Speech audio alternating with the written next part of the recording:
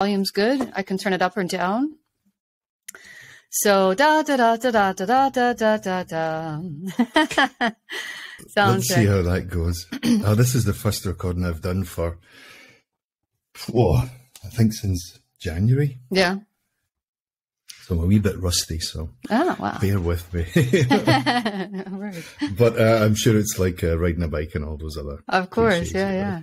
You can hear me okay, yeah? Yeah, I can hear you great. Yeah. Super. Yeah. Where are we? You had a gig last night. Oh, yeah, I did. Just like a local gig. Yeah, playing the piano, singing some jazz standards, and yeah, it was really fun. What kind of venue were you in? It was what we call in Spain a chiringuito, like a beach venue, beachside. So we were outside with the sound of the waves in the background. Very nice, very romantic. Excellent. Yeah. And you play a long set or an hour? 2 45-minute sets. Oh, right. Yeah. And what's the kind of go-to tunes for this type of venue then, like in the... Well, I mean, when I play the piano and sing at these kinds of events, that it wasn't my own concert. So although I always try to slip in original stuff when I can, of course, that's how we do it, right? Right. Work on the new stuff. Mostly jazz standards, a little bit of pop stuff, but I'm kind of a jazzer. So that was what we were doing last night. I had a really great saxophone player with me too. So it's cool. Well, that always adds to the ambience, right? Yeah. Someone who can dot the I's and cross the T's for you, add a little bit of colour. Yeah. Do some of the solos, take some of the load off.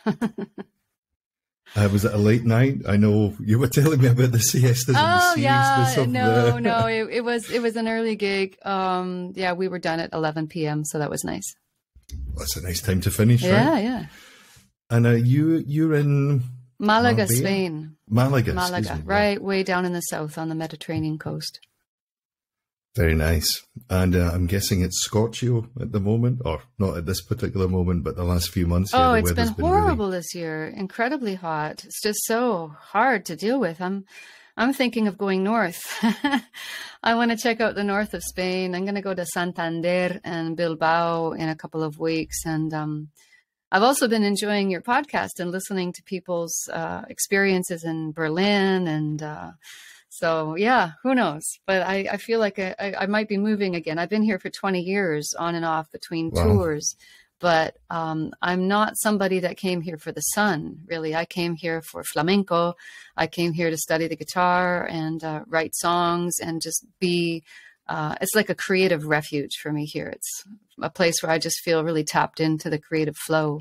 And I don't know if it's the history, the architecture, the light. There's something about the south of Spain that's very mystical to me.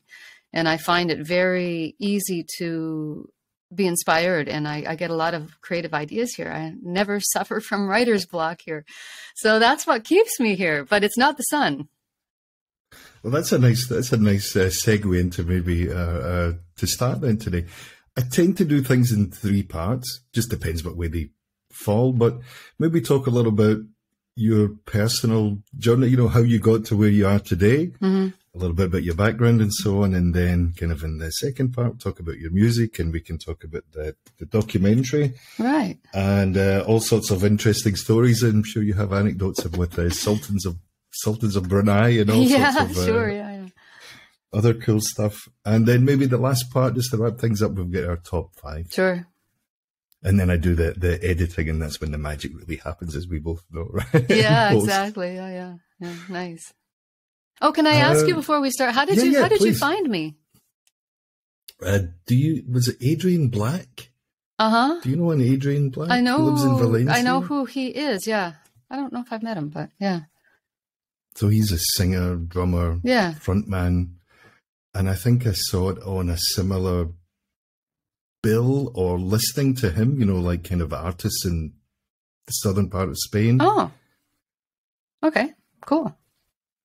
And I thought I'd chance my arm. So sometimes it works, sometimes cool. It doesn't. Yeah, I'm sorry it took me so long to get back to you. I was having a glitch in my website, and my web form stuff wasn't coming to my email address for a short period of time. And I found it, and so I'm glad I did, because I've really been enjoying your podcast. So thanks for reaching out. Yeah. Well, like that classic episode in Friends, we've been on a break for a few months. Okay. Cool. Yeah. It really was a break. Now we're back. A bit like I'm just that. going to grab a tissue because it's so hot in here, but I don't want to put the fan on because it's noisy. Okay. Oh, one just thing to maybe you could turn your volume up a little bit. It's just not registering on my screen, but I'm sure when I download the recordings, I'm sure they'll be fine. Yeah. How's that? Is that a little bit better? I'm da da da da da da. It's telling me you've got a Brio. Oh no, I guess that's the webcam. That's the webcam. Yeah, but it should be picking up from this mic here. So, what is that noise? Is that this thing? Hold on a second. Yeah, I'm sure it'll be fine. Okay. So I've got the gain pretty much turned up. Yeah, okay, it should that's be. great. Yeah, you're getting a nicer. Okay, that's a little bit louder, isn't it? Yeah. There we go. Great. Okay, cool. Nancy, why don't you tell us how you got to where you are today?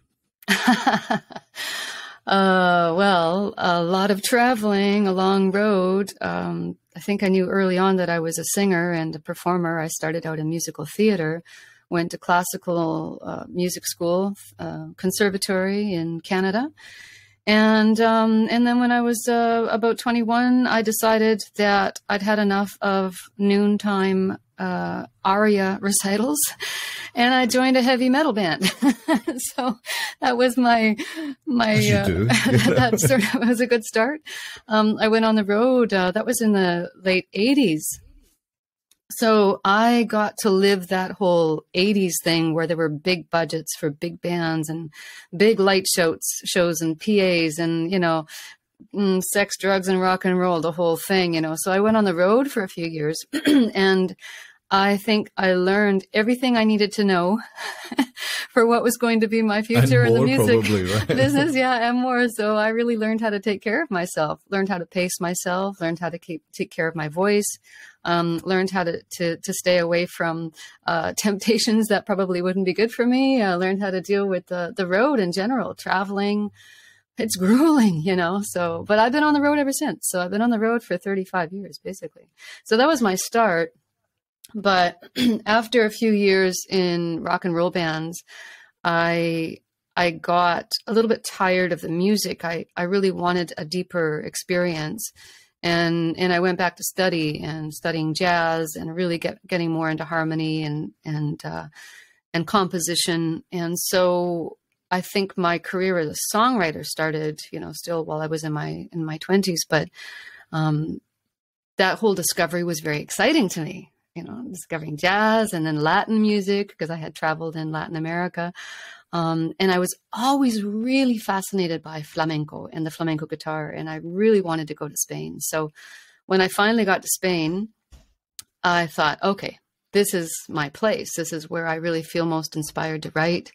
And I also feel like that sort of freedom of anonymity is helpful, like being away from all of the influences of family and friends and everything that I grew up with, just to be able to be completely alone and isolated with my own intuition, musical intuition, and to see where that would lead me. That's what led me to my own approach to composition and songwriting. So it was hard because I was alone when I came here. I didn't come with any job or money or boyfriend, or I didn't even speak Spanish all that well, although I learned very quickly. But it was a tremendous experience for me to do that. And that was 20 some odd years ago, and I'm still here. So that's kind of the quick story. Yeah. Excellent. That's a nice summation there. It's it's a bit tricky to sometimes put the whole lifetime into, 5 minutes, but there you go. Eloquently said. What kind of musical influences did you grow up with? Did you come from like a musical background? Was always music playing in the house? My dad was a drummer, and so we had a drum kit in the living room. My poor mother. I played, my brother played, my dad played. We all played the drums. So I think my mother, suffered from migraine headaches, but I think my parents and wife will testify to that. Yeah, it's hard. And my friends. It's hard to be the spouse of a musician, for sure.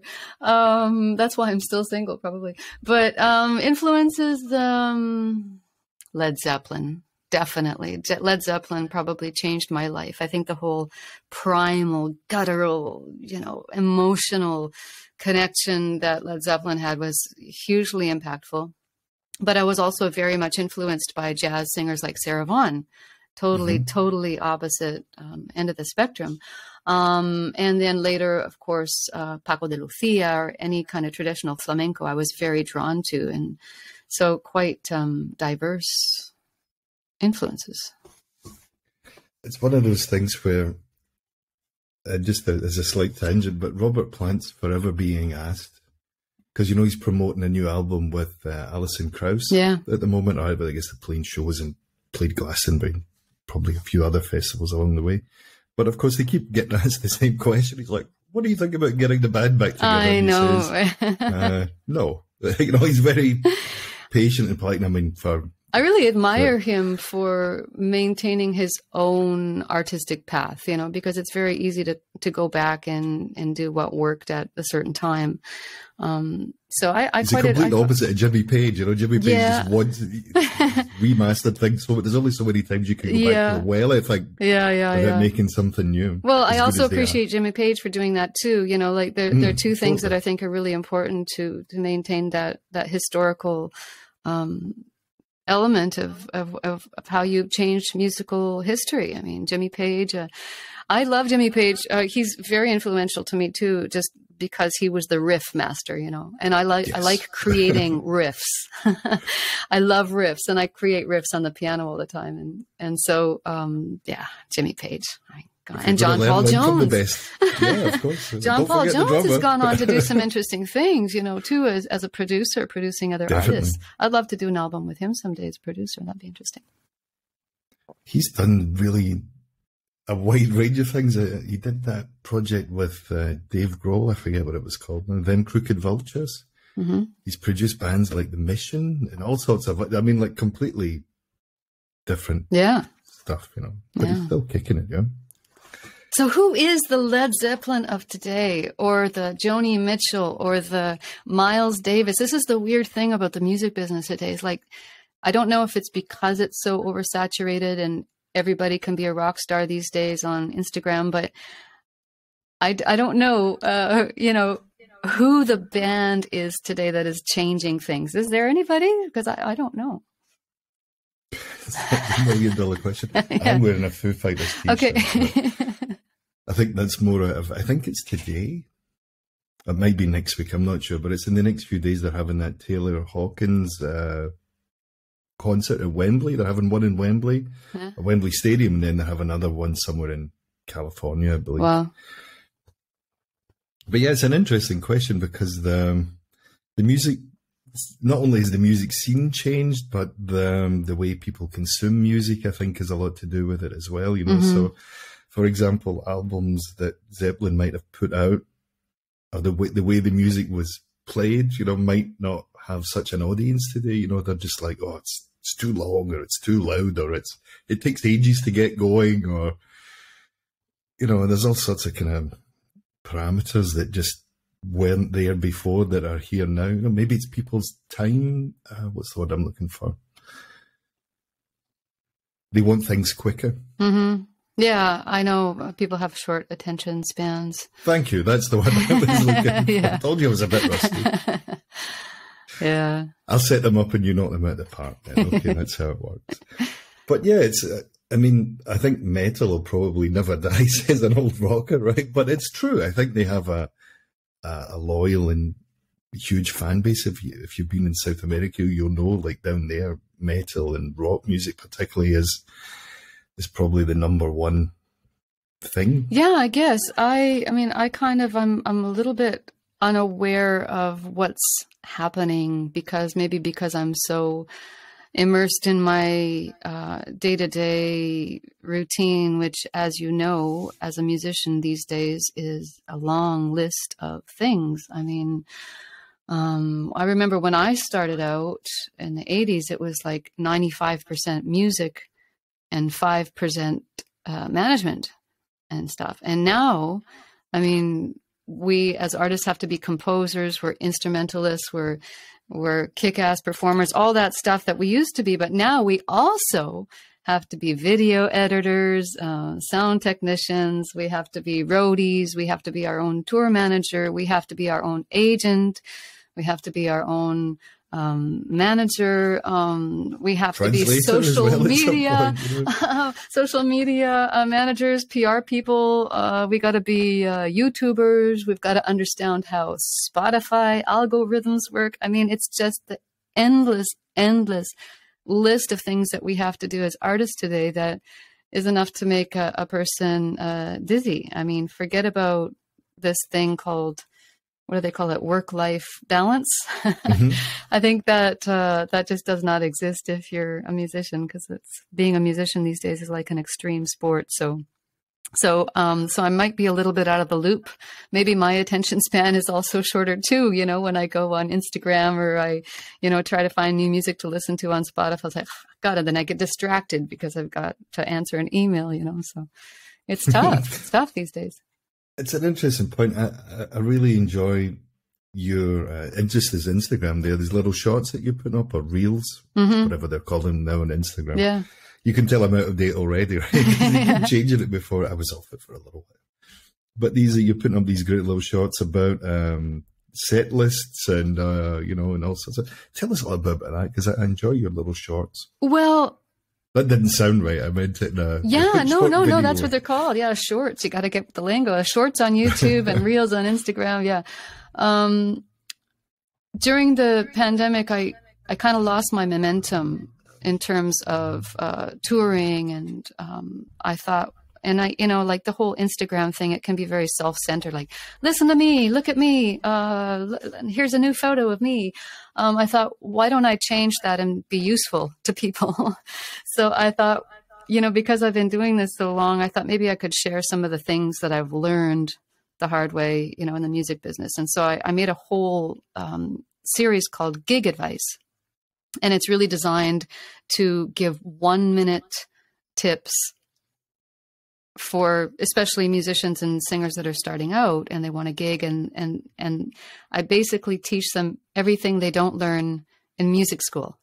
So, because I've seen this so many times. I mean, I teach and I have incredible vocalists that come to me for classes. And I was like, I don't need to teach you how to sing, but you have to learn how to run a rehearsal. And, you know, you've got to understand chord changes and how a lead sheet works. And you have to understand how to communicate with musicians and how to count in a tune. You know, what do you do when you get to the venue? What do you do when you leave the venue? You know, what should you wear so that, you know, you're not trying to adjust your belt and your jewelry and everything else while you're performing. So all these little details, little things that you learn on the road, you know. So I made this whole series called Gig Advice, and it's on YouTube. And I put these videos up on my Instagram, Nancy Ruth Music, every Tuesday. And then on Thursdays, I'm doing a different series, which is breaking down my composition and songwriting process. So again, like they're 1-minute tips. So there was a great one the other day just about riffs, right? Yeah, like creating riffs, you know, like. Was it the dominant fifth or the dominant seventh? Or I forget what it was. But, well, there were a couple of different ones that I've done so far. And one was a riff in 5/4 time. So how do you create a riff in an odd time signature, you know? And that's really fun. I mean, I started by creating a bass line and then, you know, filling out the harmony. There's another riff that I created that was inspired by the sound of a construction site. So sometimes you can hear sounds in your environment and turn those into musical ideas. So that was the concept for the riff that I'm working on for the next 5 weeks. So that song is called Temporary Home. And it was, based on like banging nails and a very kind of like aggressive dissonant sound with, you know, so there was a sharp 9 in the chord. I start with a harmonic idea and then break it down, syncopate it, arpeggiate it, and then create a riff in whatever time signature I think would be appropriate for the idea. And so, I'm having fun with those. They're actually a lot of work to do, But so I'm going to have to start to monetize this. That's the bit that people don't see, right? Because there's a lot of thought behind it and preparation and presentation. A lot of work, you know, right. because I like to do things well, like my production quality, I like to keep it high. So when I do those reels, I record the sound separately. You know, I do the video on the iPhone, and then I'm recording the sound on Logic, and then I'll mix it and make it look and sound good.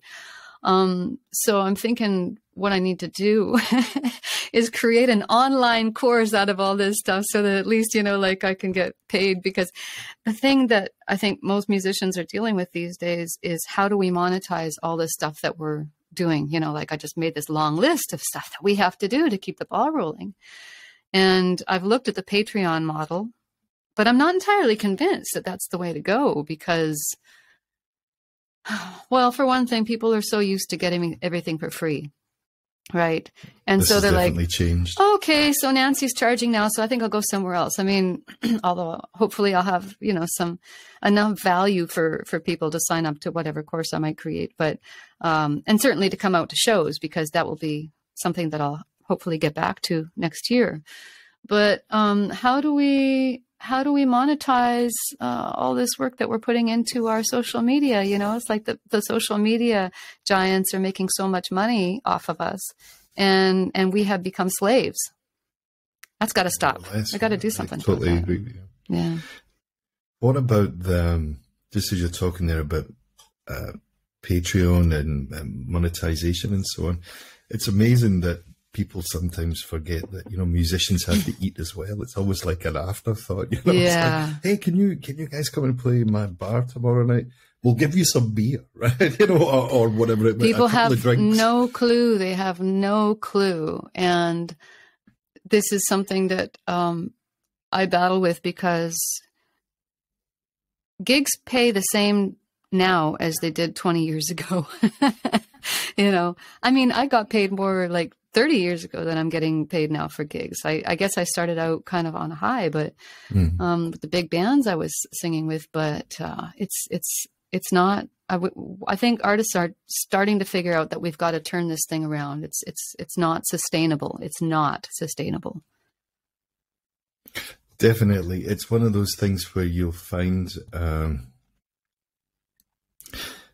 maybe people have been taking gigs for less money, or they just take whatever's going, and then this kind of lowers the market for everyone else, you know, so that's what it's become. Yeah, well, that's definitely part of it too, because, well, just to tell you what it's like here in the south of Spain, it's a really ugly scene, if you ask me, in terms of gigs. Like, I just mean bar, restaurant gigs, because the going thing now is singers or saxophone players playing with karaoke tracks, playing with backing tracks.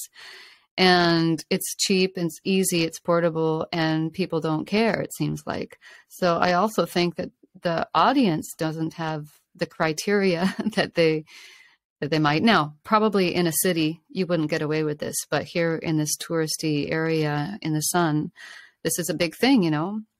So when I go out to do local gigs, I'm doing my elegant jazz thing, you know, or I play, you know, like Spanish music as well. I love playing boleros and bossa novas and my own stuff. But, you know, I'm a trained musician. I bring my piano, my gear, and some really amazing instrumentalists come along. And I've had agents come up to me and say, why don't you just go out with backing tracks? Like, are you kidding me? I would never do that. Like, I would never do that. And I would just rather wash dishes or scoop ice cream, but I will never go out and sing with backing tracks. And what the hell? I didn't I've become an artist to do that. Like, it just totally defeats the purpose. But people get used to this kind of a thing. And that's what frightens me, is that even the physiological reaction to the bad sound systems that you hear, like, I don't know how people tolerate it.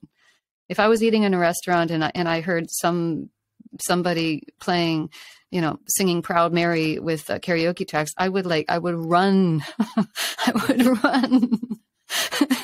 But I don't know, people seem to like that stuff around here. It's horrible. I got to get out of here.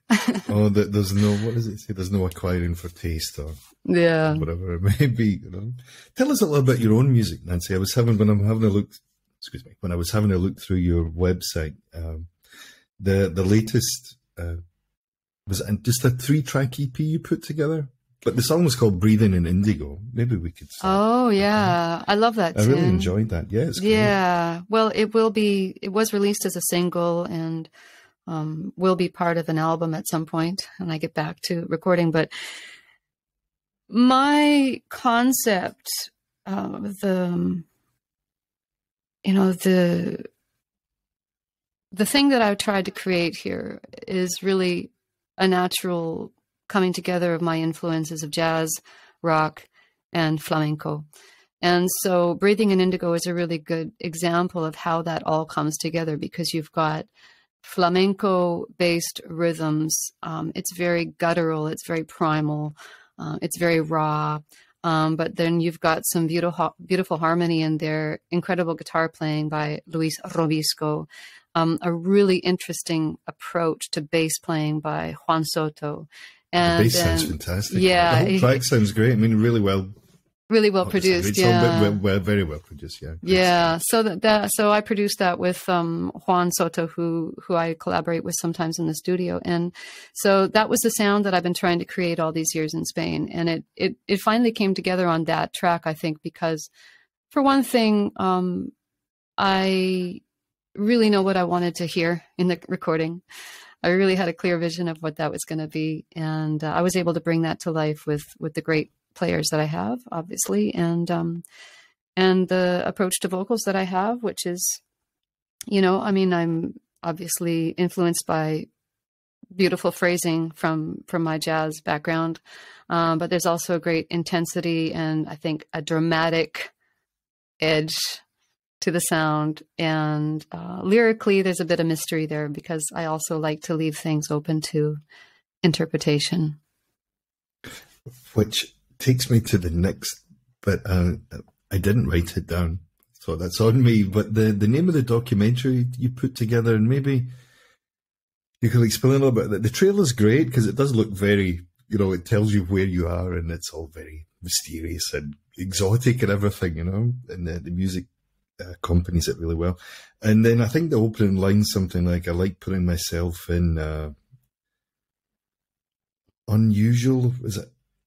Unfamiliar, no. Unfamiliar. I like putting myself in yeah. unfamiliar surroundings. Yeah. I'll get there eventually. Sorry. Well, it is. So I produced and directed a documentary called Musical Adventures in Morocco. And Morocco is, of course, close to Spain. It's, North Africa. So it's just like 14 kilometers across the Strait of Gibraltar.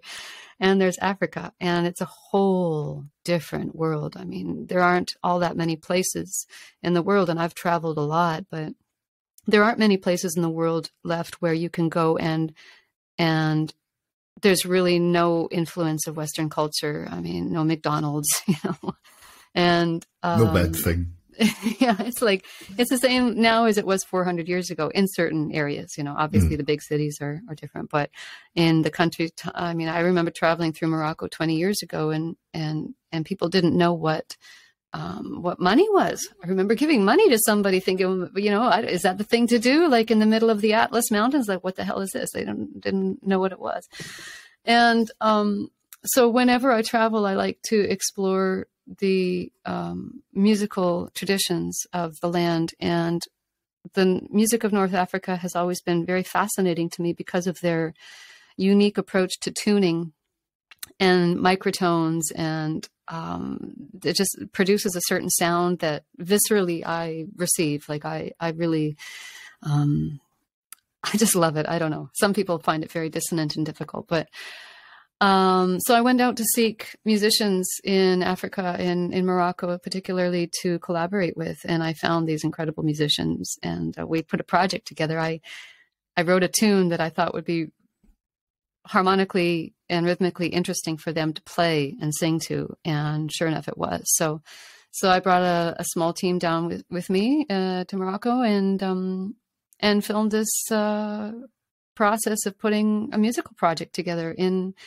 in a place where there's nothing in common other than music. So no common, gender in my case, no common, language, no common musical tradition, no common religion or culture. So the whole point of the documentary is how beautiful is it that music goes past all of that. I mean, it just does.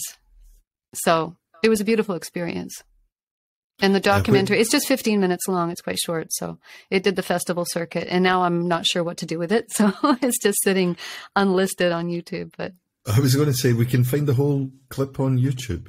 Yeah, no, it's not there yet, because I'm thinking, well, maybe I should, send this to local TV stations or something, or a couple more festivals before it's released. Well, I'm intrigued to hear and see more. On my website, nancyruth.com, there's a link to film, which you can, see the trailer and hear a little bit more about it. So I'll keep people posted there.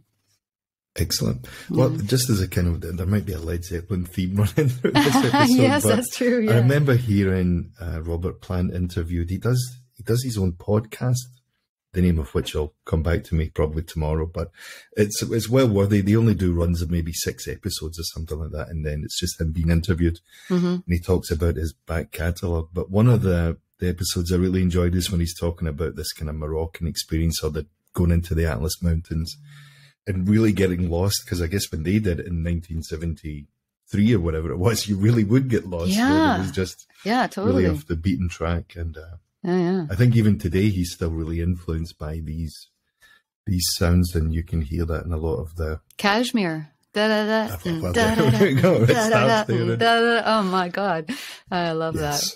Yeah, that's a tune and a half, definitely. Yeah. I have a question for you, Nancy. This is with someone who's not never really had any musical training like that. Speaking for myself, but I'm really curious about the Alexander technique. When we talk about drummers, I primarily was a drummer. Drummers always get bad backs, right? Because your postures, you just get into that position, and then automatically that's where you gravitate to, right? You just sit down and you do it. But of course, over time, over years, you get older, the body starts to kind of break down a little bit. But the Alexander technique is something I'd heard of it, and then I had a look when I was reading your website. I had a look a bit more into it, but I thought you could share some of your experience of it and what it is. Well, I found out about it when I was having vocal problems doing musical theater years ago. And actually, somebody showed me some photos that they had taken of a performance that I used to do, this show up in the north of Canada. And it was a gig that I did for years, actually, a great musical theater show that I did. And I was doing this thing where I would arch my back and put my head up and, forcing my shoulders and creating a lot of unnecessary tension. And somebody said, you should really take some Alexander technique lessons. And I did. And I studied with 3 different teachers in Vancouver and Victoria in Canada. And it totally changed my approach to singing and playing and sports, riding horses. Basically, the fundamental of it is that you shouldn't use any more energy than you need to do anything. Quite often we think we need to force, like if you're a drummer, for example, it's a perfect example because it's a very physical activity. So you could be thinking that you got to bang really hard and tense up your arms and your shoulders and your neck to really, crash those tom-toms, or, get a really snappy snare sound. Thwack, But the truth is that if you use your body in a more efficient way, you can get an even better sound without stress. And of course, save your back and your whole body in the process.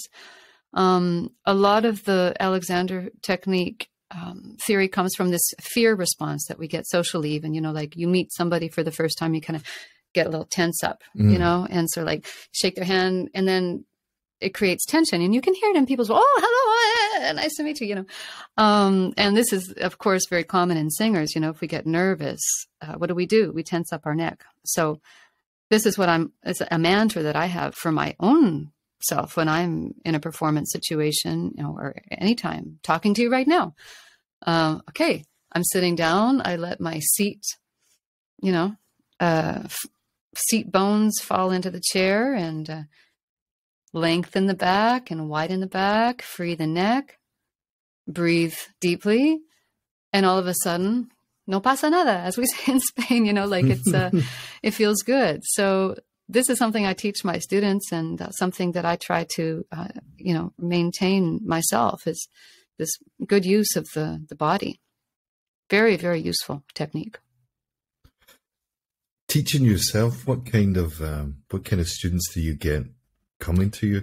Primarily your online lessons, or you're doing face-to-face also? I have a few students online, but because they're in Canada or the United States, but I teach Spanish singers quite often who are incredible, mostly professionals or semi-professionals, and they want to learn more about American popular music, or they want to sing jazz.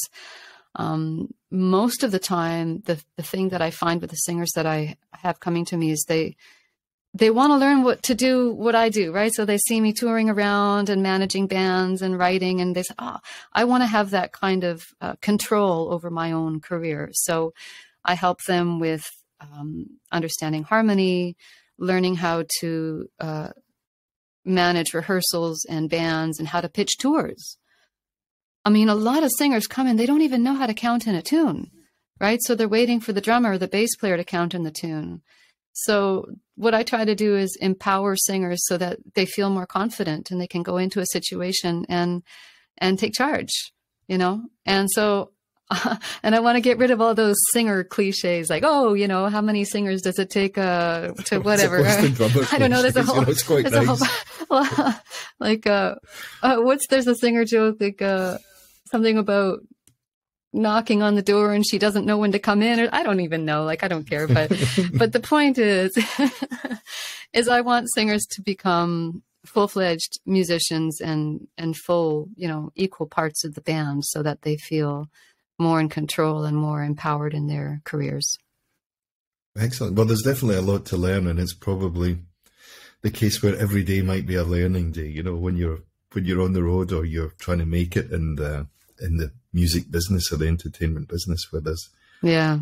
As we just talked about earlier, who knows what's around the corner financially, professionally. Yeah.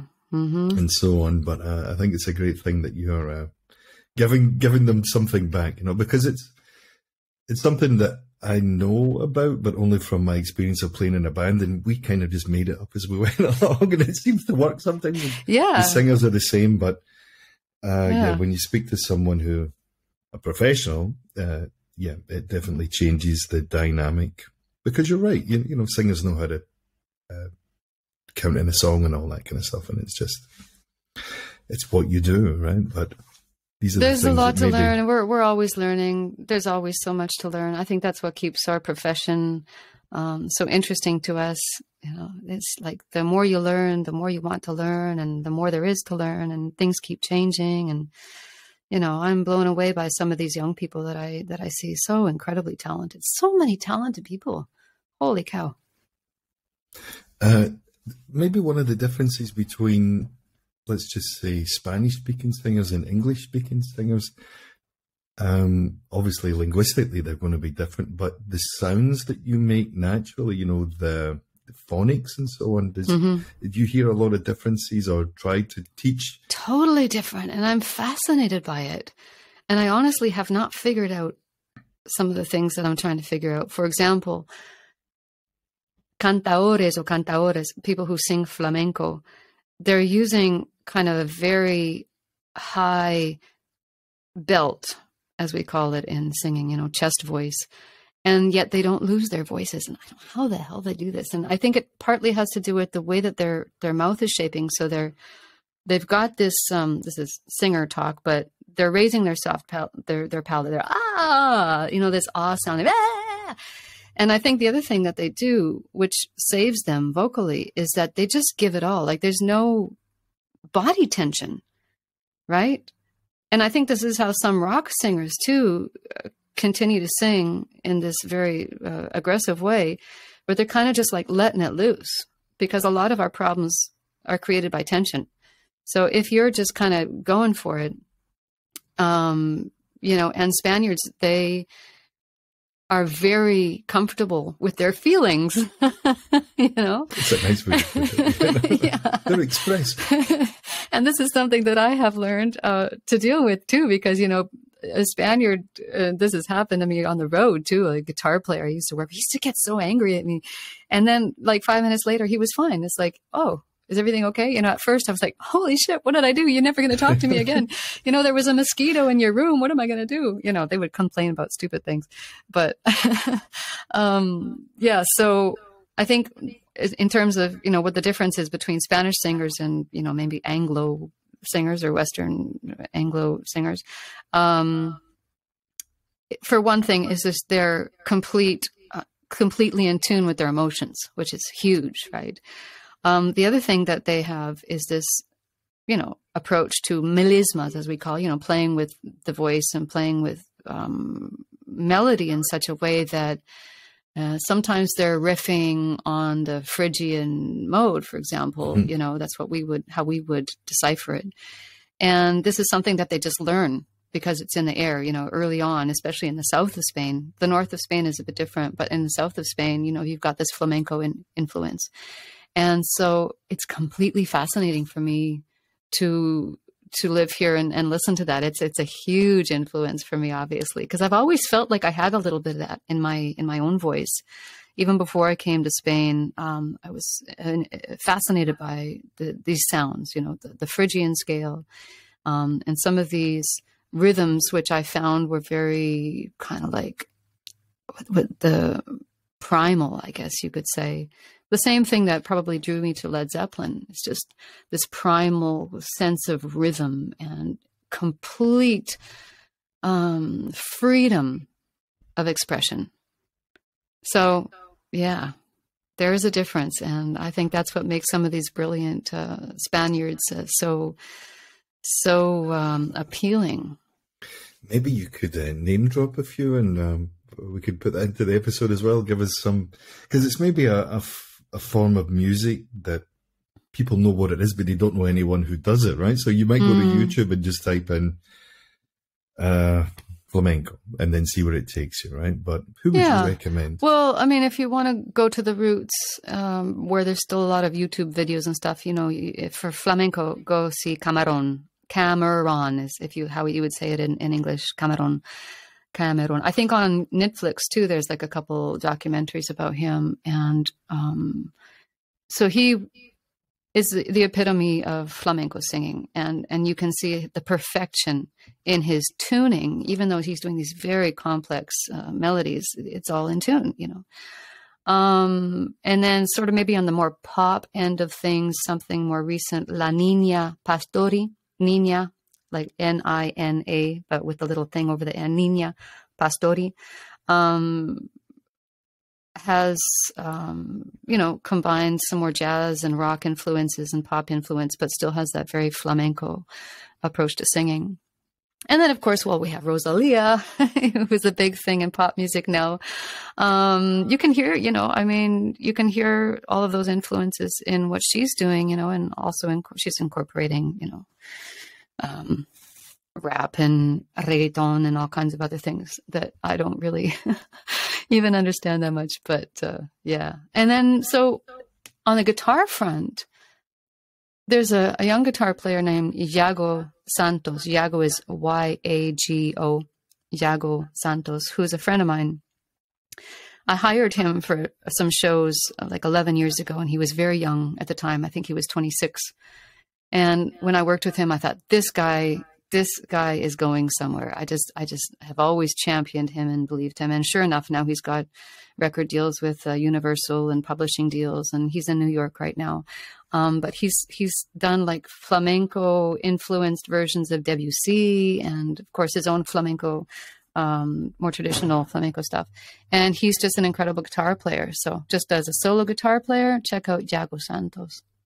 Fantastic. I'm looking forward to clipping this a little bit and putting it out there, and then sharing that with everyone, because I'm sure people will be not just curious to hear it, see it, but, you know, to kind of share it to hopefully as wide an audience as we can. Mm-hmm.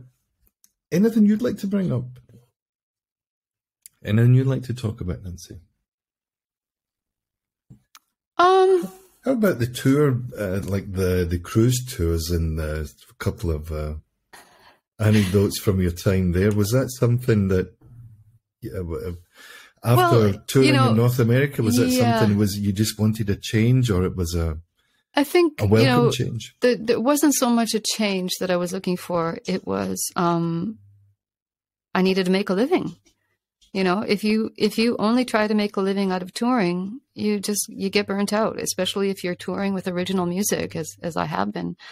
And so one of the ways that I financed my own recordings and tours was by performing on cruise ships. And it's a tricky situation because cruise ship life is a different life. It's easy. You're in a room, you walk to the gig, you don't have to set up the gig. You got a sound man. All you have to do is, put some nice clothes on, come and play your set. Well, you probably have to do 4 sets, which actually the load is heavy. You do 4 sets a night on ships. But beer is cheap, lots of cool people to hang out with, party, touring. You wake up in a different port every day and, let's go see what South Africa is like. Or, tomorrow we're in Namibia. Let's go to Cabo Verde, tomorrow we're in Valencia, Spain, and so it's very exciting and very exotic. Sorry. It could be erotic too, It sometimes was, but no, the point is that it's a good gig as gigs go, but you are required to, perform more commercial music. So, but for me, I was playing in jazz bars, and playing and singing, doing the piano vocal gig at first for years. And so I had a lot of freedom of repertoire, and I got to work on my chops and got to work on new material. And even when I was working for Disney, they were very good about having me doing a set of Spanish stuff or a set of my own stuff and talking about it. So, there are opportunities to do that.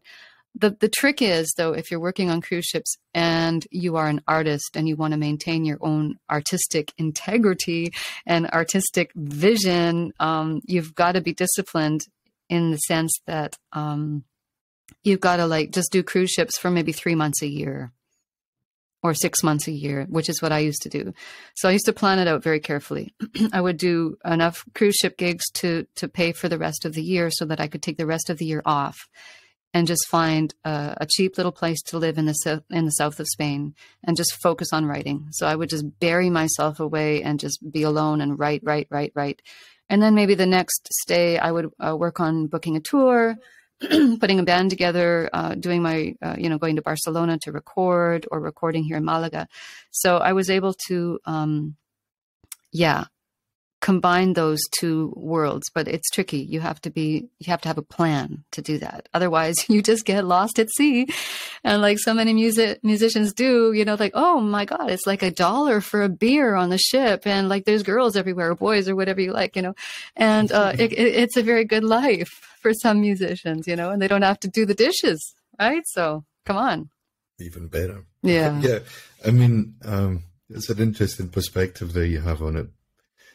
It might be a more suitable gig for younger musicians. Maybe they're coming out of music school or broken up from a band or something. And for young musicians coming out of music school, it's a perfect opportunity because you meet a lot of people as well. You make contacts with other musicians from around the world. And that's been a great thing for me.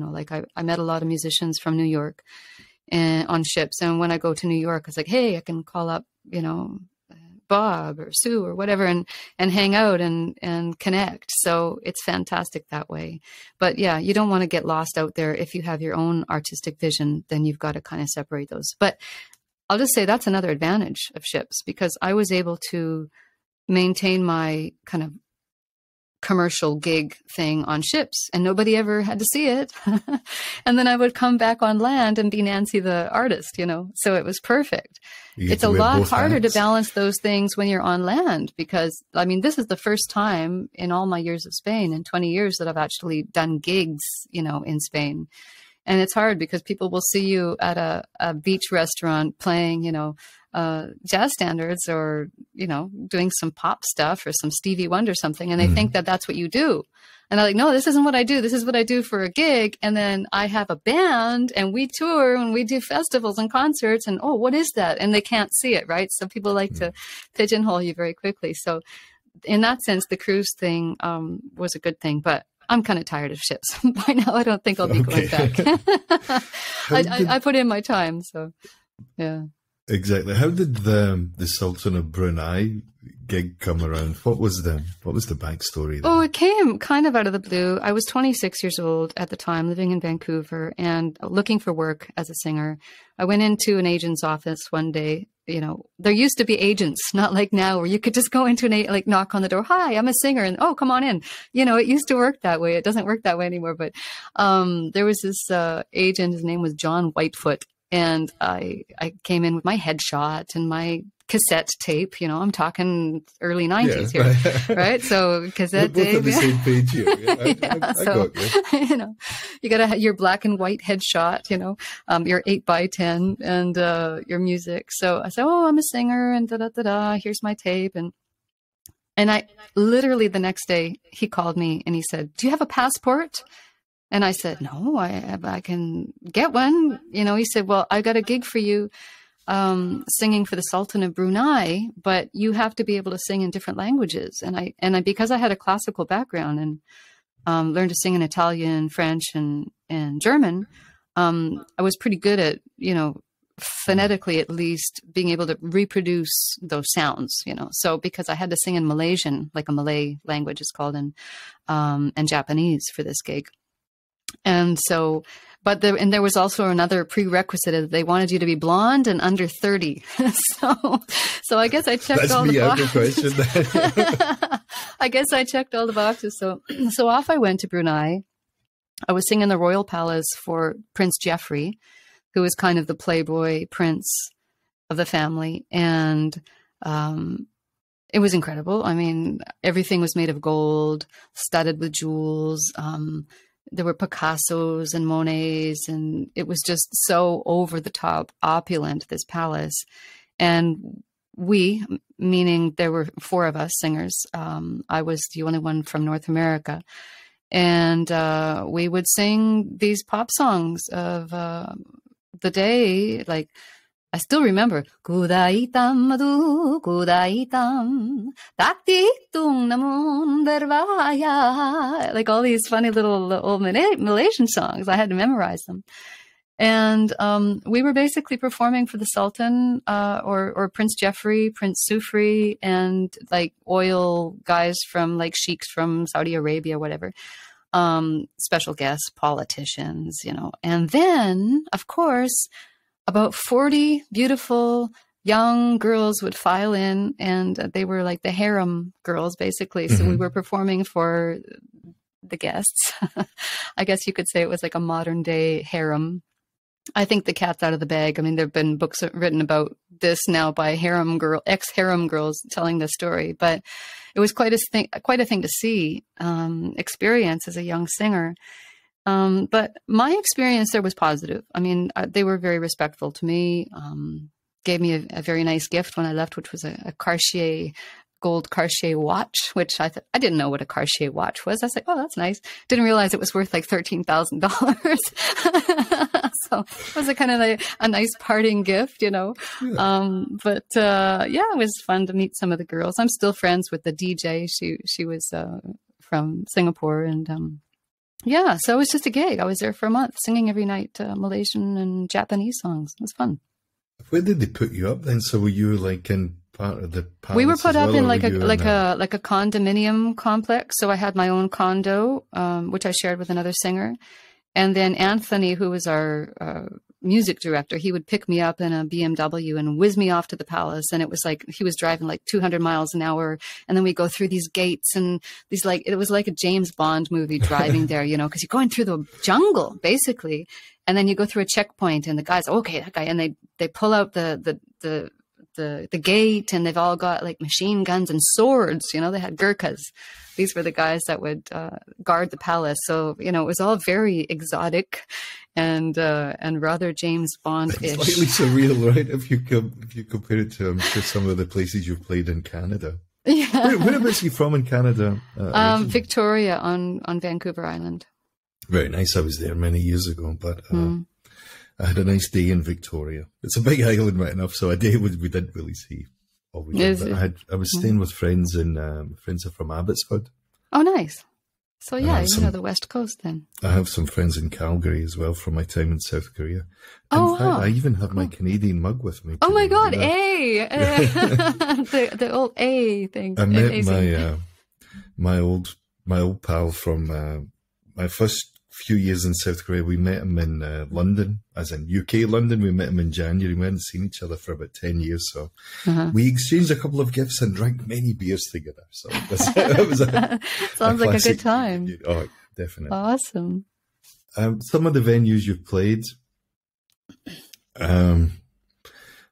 what do you like to play now? I mean, obviously you're very versatile and very experienced, but personally for you, where do you like to play these days? Honestly, these days, what I most appreciate for so many reasons are beautiful jazz clubs. And because I appreciate them because it's very hard to maintain a business like that. So, you know, shout out to the venue owners who have grand pianos and keep them tuned on stage and have a listening audience. So 2017 and 18, I toured in Australia. And two of my favorite venues are there, actually. One is in Melbourne. It's called Paris Cat Jazz Club. And then in Brisbane, there's one called Doo-Bop Jazz Club. And I love these kinds of clubs because they're intimate venues, but they're still big enough, like, I don't know, 80, 100 people, something like that. And when I was there, we sold them out. So it was like packed, but still intimate, you know, so you can still have a connection with the audience.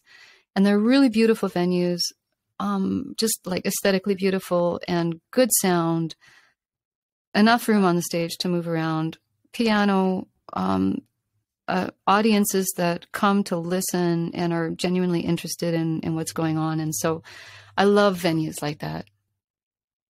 Would you say that they're a dying breed, or is it just you might find a jazz bar in bigger cities, yeah, but it's yeah, I think it's very, very difficult to maintain these kinds of venues because well, I guess it depends on the country and it depends on the tax laws and the rents, you know, like, I mean, I knew in New York, like Smalls, for example, a jazz club there. God, that incredible rent that they have to pay, you know, to stay alive. And then you've got your liquor license and you've got to, you know, have your wait staff. Costs. I mean, that's the new thing, right? You know, it's all going to be so hard, you know. Yeah. But I do believe that there still is a huge appetite for live music. And I know here in Spain, even though, like I said, it's kind of an ugly scene in terms of there's a lot of schlock here, a lot of pachanga, as we say in Spain. But there is also a beautiful jazz club here in Torremolinos in Málaga called the Clarence Jazz Club, which again is a beautiful jazz club. So I think things are picking up there. And I think after this whole lockdown period, people are really, you know, they want that experience because you can have all the Instagram videos on the world and all the YouTube videos, but there is no replacement for live music. There's no replacement for it.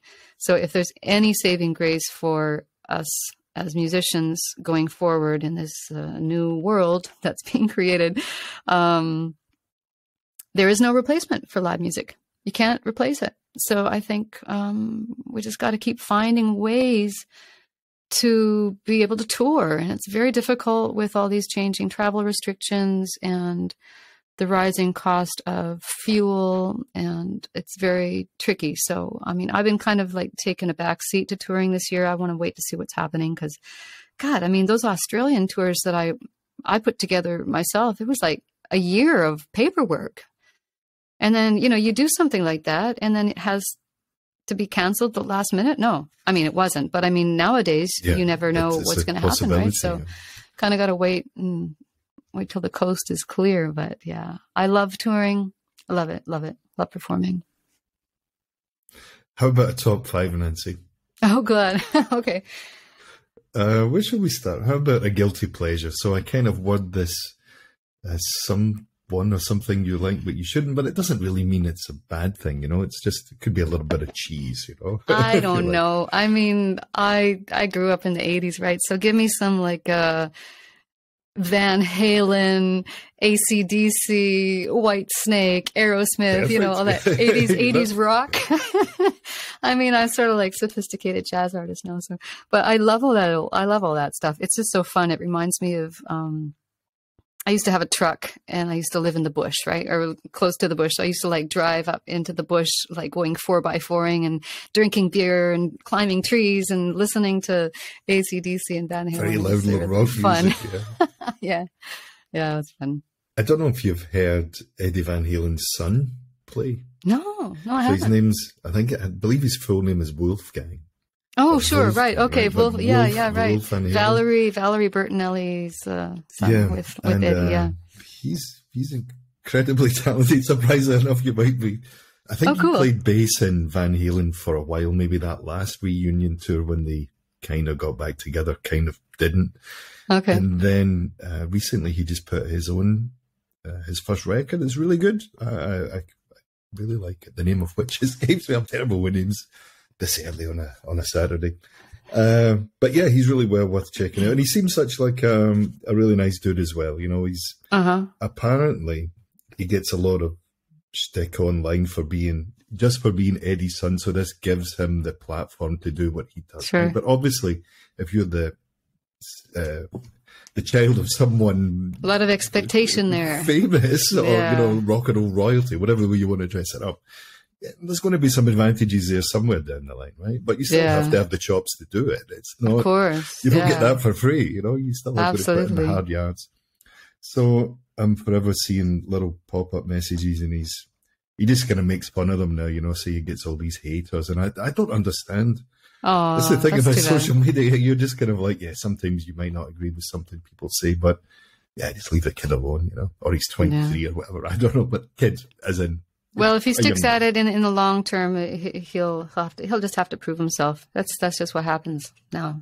Anytime, yeah. Poor guy. But anyway, I'll check it out. Someone or something you don't quite get, Nancy. Oh.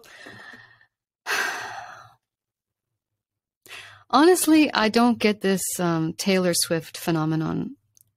I get it in a way. Like, I get that she's successful, and she absolutely should be. She writes clever lyrics that appeal to young girls, and she's pretty and confident and fashionable, and obviously a very hard worker, plays the guitar. I mean, she ticks lots of boxes for being a popular and well-deserved artist. But to dominate the music scene, like I said before, like where is the Joni Mitchell of this generation, or like something, a deeper experience, you know, because music like Taylor Swift, it's very well produced, but it's so overly polished and overly produced. And the videos are incredible. I mean, they must spend like zillions of dollars on these videos. I think it's a lot about video probably, but musically speaking, I guess I don't really get it. Like, I mean, I don't like to diss anybody, because she's a hard worker, but you know, she's not a great singer. She's not a great, I don't know, it doesn't have an interesting voice in my case. I mean, I guess it's about writing songs that are appealing to kids, right? But she seems to have been dominating this music scene for a long time now, and I'm kind of surprised by it. I guess I don't really get it. Was the I guess last I'm getting album old. she did? Yeah, you and I both. It's kind of something I don't know. you don't understand I just anymore. really I don't get it. So I'm probably wrong. So it's like Beyonce. Beyonce keeps winning all these Grammys or all these other things, and yeah, I'm just like, all right. Cool, yeah, with Beyonce, you know. I mean, I get it, and I said she's a phenomenal singer and performer. She really is. She's a great artist. But musically speaking, a lot of times I would say I don't get it. Leaves me a bit cold, you know. Yeah. Maybe it's not designed for you or I. Maybe that's what it is. I guess so. How about a go-to karaoke tune? Oh, Since we're God. everyone dissing Oh. karaoke. Oh, no. Karaoke is like a dirty word for me. It's like, I hate the word karaoke. Oh, my God. We can use the Karaoke. Korean word for it then. The Korean word is noribang. So let's change it up. And Okay, we'll how call about it like, go-to how about noribang. like, instead of like karaoke song, like a jam session song? Perfect. A go-to That- jam that session song? works. Okay. I can live with that. Rock and Roll by Led Zeppelin. Like, I just like to like jump around the stage and pretend I'm like a rock star. It's like so much fun. And just like, you know. So yeah, Rock and Roll Led Zeppelin. I don't know about you, but I can remember I can still remember the first time I've got to take my glasses off for dramatic effect now. The first time I heard Led Zeppelin 4 Oh yeah. and just hearing rock and roll, especially like on a record player, I was just like, what is that? You know, it's like, Yeah. you know, I was aware of rock and roll, but not like this, you know? It's Yeah, like, yeah. my goodness, that's, can we play it any louder? Can we play it again? You know, and you're just like, Exactly. this I thing is know. just- It was has this addictive kind to of me too. I wore out all mesmeric those effect on you. Led Zeppelin cassettes. Wore them out. This episode shall be the Led Zeppelin tribute. Yeah, episode right. in many Which you ways. would never know from listening to my music because I'm not a rock singer, and you probably won't hear any of these influences. Well, you might in the intensity of it, but yeah, I mean, I just am a product of the '80s. What can I say? 70s, 80s. Who should we be listening to, Nancy? Earlier you were talking a little flamenco, but with that, anyone you would recommend that we check out? You know, there are some really good singers coming up. I'll be interested to see what they do because they're still young and still trying to find their sound, I think. But there's a singer called Yebba Smith, Yebba, Yebba, just a phenomenal vocalist, like a really naturally talented, prodigious vocalist, creating some really beautiful sounds. Another singer I really like is Veronica Swift because she's such an excellent musician and she can scat her way through anything. But she also has a rock and roll kind of an edge to her, and I think she's also just finding her thing. So those are two that I'm kind of looking out for. Another one, maybe Samara Joy, very young jazz singer, but just a gorgeous voice and an excellent singer. So I think I appreciate these excellent singing voices, but I'm interested to see what they're going to do musically. You know, what kind of sounds they're going to create. So as I said, they're still young, but let's see what they do.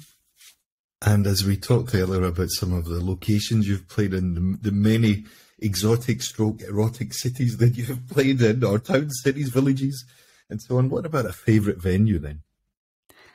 Well, besides those I mentioned, the Doo-Bop and Paris Cat in Australia. Wow.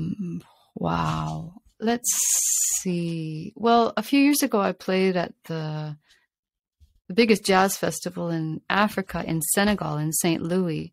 And I was so impressed by that because, Senegal doesn't have all of the advantages that we do in Europe. And yet they managed to create an incredibly beautiful stage and piano and sound and the whole thing. It was a big jazz festival. Oh, a lot of famous people have gone there, but so they've got a name, and I guess they have enough infrastructure to put that together.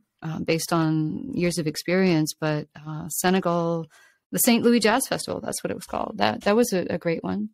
Another one was the Queen Elizabeth Theatre on the QE2. The QE2 is a Cunard cruise ship, and after doing my piano vocal gig for years, I used to do what's called a guest entertainer show, where you just fly in to the ship and do 2 shows, and then you fly home. So you're just on the ship for a week.